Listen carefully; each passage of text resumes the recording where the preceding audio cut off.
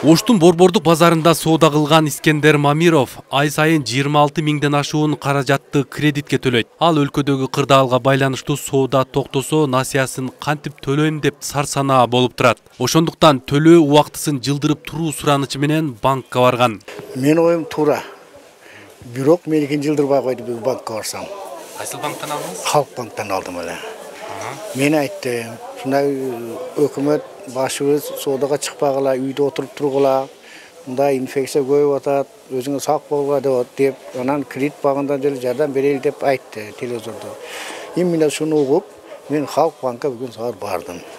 Ушундай болуп атат десем, биз монда кылып бере албайбыз деп мени саар кайтарышты. Эртең төлөшүм керек эле. Төлөйсүз деди. Бирок өкмөт айткан саясатын булар аткарып атат да. Ош шаарынын базарында бул сыяктуу кыжаалат болуп турган соодагерлер көп. Алар базар администрациясы салык жана патент төлөмдөрүн да 2-3 айга чейин токтотуп турса жакшы болмок деген сураныштарын айтышат. Анткени базарларды жапкыла десе, кантип төлөйбүз деп кабатыр. Мына 1 айдын ар жака жылдырып берсе бизге, марттын арендасын апрелге жылдырып берсе, биз бала чакабызды карап, этиканы сактап үйдө антисептиканы сактап үйдө тазараак болуп отурганыбыз жакшы эле, балдарыбызды карап.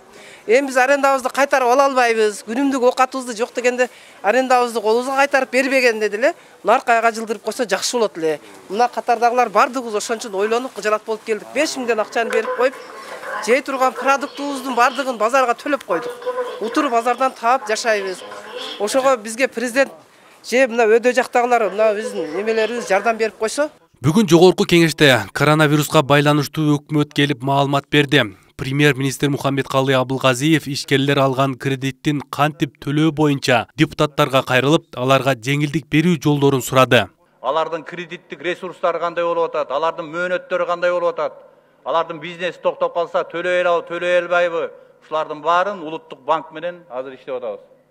Улуттук банк келди. Улуттук банк менен чогулуп иштеп атабыз. Муну дагы сиздер менен чогулуп, балким мыйзамдарга өзгөртүү кийребиз. Өзгөчө кырдаалдар боюнча мыйзамдарга өзгөртүү кийребиз. Мына ушулардын баарын тең сиздер менен чогуу чечели. Кыргызстанда банктардан кредит алган 800 миңден ашуун кишинин 30% насыяны соода сатык кылуу үчүн алган. Бул дегени 300 миңге жакын киши. Муну айтып чыккан депутаттар төлөө мөөнөтүн жылдырып турууну колдошту. Ошондой эле эл аралык донорлорго төлөп жаткан сырткы карызды да төлөө мөөнөтүн жылдырууну сунуш кылышты. 800 миң адамдын кредити бар экен. Бүгүн бизнес токтоду. Ошол кредитке каникул алып беришибиз керек. Улуттук банк ушул чечимди Мухаммедкалый Дүйшөкевич 3 айбы же 5 айбы же жылдын аягына чейин билбейм, ушуну кабыл алышыңыздар керек. Ошол эле мезгилде тышкы карызды дагы каникул сурашыңыздар керек. 28 миллиард то есть быйыл төлөшүбүз керек. Аларга каникул бериш керек. Андан тышкары каникулга бергенге байланыштуу сөзсүз түрдө пениялар болот. Мисалы үчүн социалдык төлөмдөр боюнча. Пенияны кандай списать этебиз бүгүн? Ага закон жок. Ошон үчүн силер кантип ушуну чечесиңер? Мына ушул маселелер эгерде ушул учурунда чечилбей калса, кийин унутка калат дагы, кайта эле ошо ишкерлер, жарандар зыян тартып калышы мүмкүн.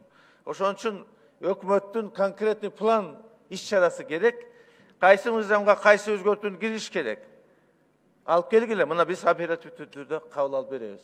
Экономикалык эксперттер дагы ишкерлердин кредиттин төлөө мөөнөтүн узартуу бүгүнкү реалдуу сунуш экенин, андан мамлекеттин казынасы анчалык көп зыян тартпай турганын билдиришти. Көпчүлүк мамлекеттерде кредит боюнча жеңилдиктер берилип атат. Эми бул жеңилдиктердин түрлөрү көп. Баягы кээ бир учурда аны толугу менен баягындай орусчада списание деп коет. Кечирсе болот, же болбосо жеңилдик берет, ал белгилүү бир мөөнөткө жылдырылат да, узартылат. Мисалы бул маселелер азыркы мезгилде Россия Федерациясында, биздин коңшу Казакстан, Өзбекстан, Туркия мамлекеттерде ишке ашырылып атат да. Салык боюнча боло турган болсо, бул жерде салык жеңилдиктери бар. Салык каникул деп коет.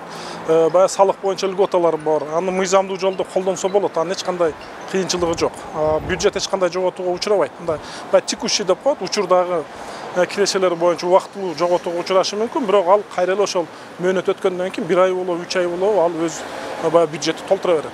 Депутаттардын көпчүлүгү ишкерлердин насыясын убактылуу белгисиз мөөнөткө жылдырууну колдошту.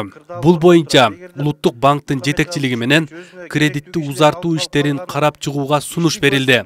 Улуттук банктын төрагасы Толкунбек Абдыгулов насыя алган ишкерлерди колдоо тууралуу токтом кабыл алынганын билдирди. Ага ылайык насыя келишиминин шарттары кайра каралып чыга турган болсо, кошумча төлөмдөрдү алууга, кредитин убагында төлөй албай калгандарды айыппул төлөтүүгө убактылуу тыюу салынат. Ошондой эле насыяны төлөө мөөнөтүн кеминде 3 айга узарта туруу сунушу да берилген.